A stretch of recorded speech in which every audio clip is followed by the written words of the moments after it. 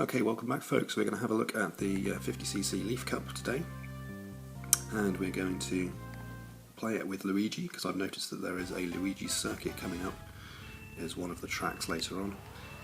So we've got 4 tracks here today. We've got Koopa Beach, which is this one on the first, followed up by some sort of Choco Mountain, I think it is, running through the chocolate fields. Then we move on to third one, which I've forgotten. Oh, Luigi Circuit, of course, that's why I picked Luigi. And then finally, we finish up with one across the bridge. I can't remember what that is called. But we've got 4 circuits here. The reason why I can remember what the circuits are is I obviously just recorded this episode. You may have noticed that there was a ranking attached to this cup. That's because I've literally just recorded it, but unfortunately my video feed cut out halfway through, so I'm having to re-record this. So apologies if it feels like I know what's coming. I'm not going to make any bones about that. I do genuinely know what's coming, but at the same time I hopefully you'll be able to enjoy these tracks with me. Second time through today. You might have seen what the ranking was. I'm not going to tell you too much about that.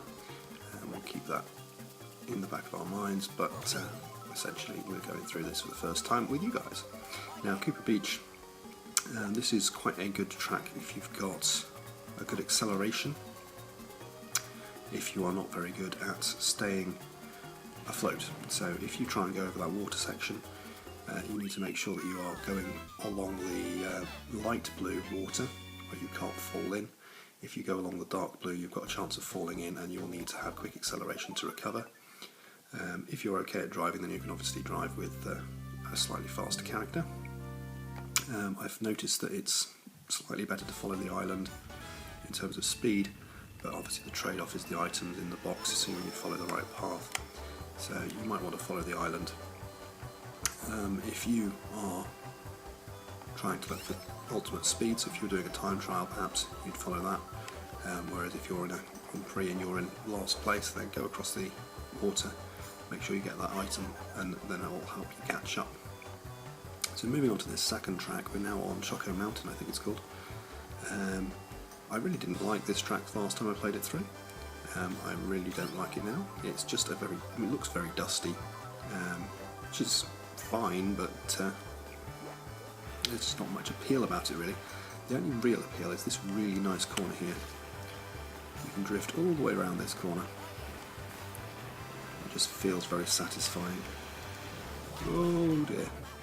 That's infuriating when you're actually in second and get caught by the first person's blue shell. I should really have drifted apart from him. But no such luck. I also had a speed acceleration boost ready to go, and I used that right at the last second, but still wasn't quick enough to get away from that blue shell. Sadly.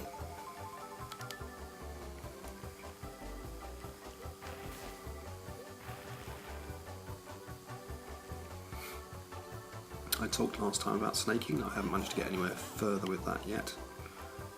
It's something I will investigate at some point. But for now, I'm just driving as boring old me. Going in straight lines, occasionally turning. Very little drifting really on this circuit.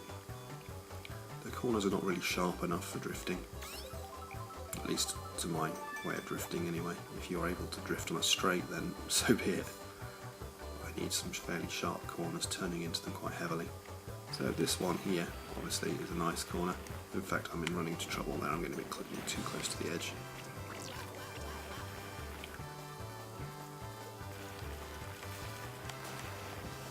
Let's see a whole lot. We've got some banana skins giving us a little bit of protection. Obviously, it doesn't protect us against the spiny shells.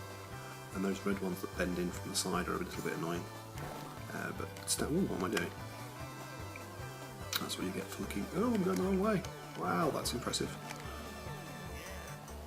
Mr. D looks at a different feed and ends up causing complete carnage. Sorry folks, I was looking at the other video feed of me going and then lost complete disorientation as to where I was. Ended up turning the wrong way, and we have 1 lap to fix the damage. Embarrassing. plus side, you can see that if you are unfamiliar with the track and you end up going the wrong way, it does tell you you're going the wrong way, which is very nice of you.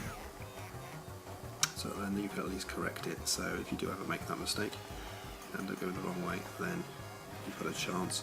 Slightly fortunate here that the spiny shell came and took out the person in first, so there's a small chance we might catch him. Obviously our top speed's not great. Oh, there we go. Nicely placed green shell. Hold that red shell in reserve, see if I can get around the corner without making too much damage. Oh! That's not funny. Okay, so I'm being taken out here. There's another blue shell flying around the corner, so I'm in second. They're going to be slowed down. Whether I'm going to catch them, I doubt it. That's probably too far ahead now. But, oh, red shell might get a chance. Here we go. Go on, slipstream, slipstream, go past him. Yes, there you go. So sometimes you do have to take what's given to you. Hopefully none of you will be driving in the wrong direction. As you can see, I'm very distracted as I'm recording, which obviously doesn't give optimal gameplay, but at the same time you get to enjoy some hilarious mistakes at times, so I hope you enjoyed that one. Let's move on to a Luigi Circuit. So not a very good start there. To get the good start you have to press the accelerator just after the 2. I don't know why it's just after the 2. I think the idea is you need to get your engine revving and started, ready to release as soon as the lights go green. But of course if you go too early you'll stall because you've just got too much power and you'll swap the engine. I think that's roughly the idea behind it. I'm not entirely sure. That was a pretty bad green shell there. I thought the corner was a bit closer and he might fall onto that shell as he went around it. So we need some more items, we need to try and get a bit of speed. If I can get in his slipstream, obviously you saw in the last one, if you go in the slipstream you can get a burst of speed, which will send you past the person, which is quite a useful technique. Particularly if you're in large clusters of people. That can be quite useful because you can get the slipstream at one and then build onto the slipstream at another. And it doesn't have to just be the one person. Don't know if you caught sight of the blimp in the background just then, which had Luigi written on the side, which is quite nice. Nice little touch. Okay, moving around then. I do like these open air circuits, they tend to allow quite a bit of drifting. The corners are quite sharp normally because they're tucked into a nice space, small space, and therefore you go backwards and forwards, which allows some nice cornering. So I do like these particular circuits.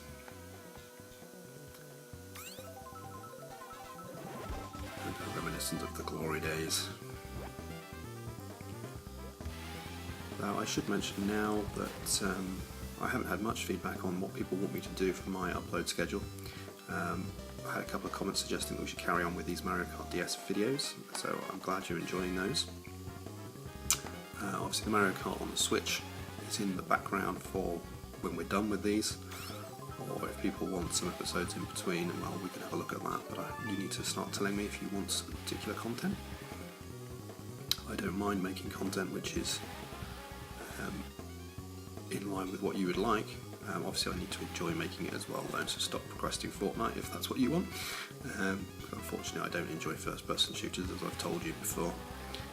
Mario games however, that's a completely different story.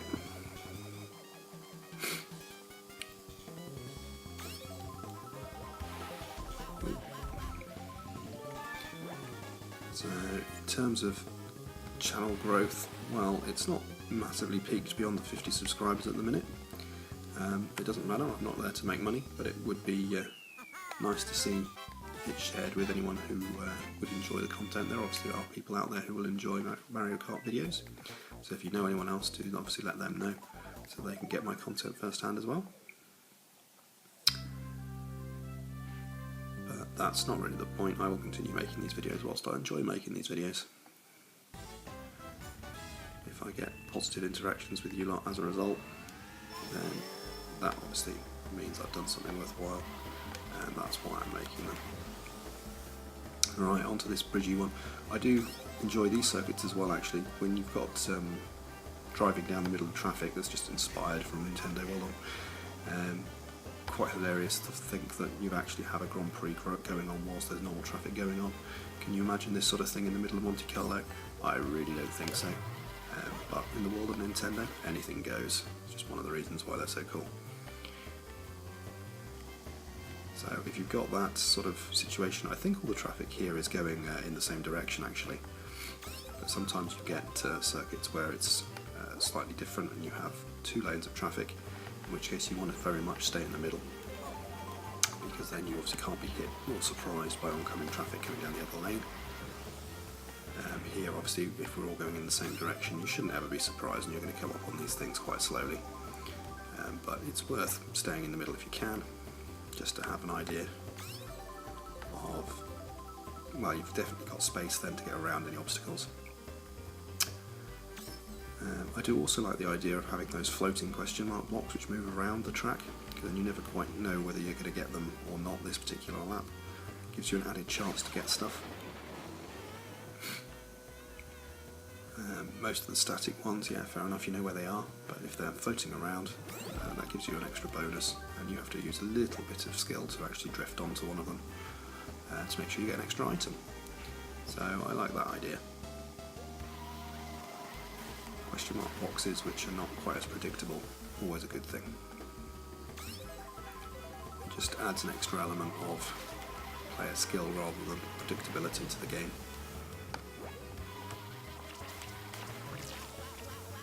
Ghosts? Oh, I never liked ghosts. Are they ghosts? I assume they're ghosts. Yeah, they look like ghosts.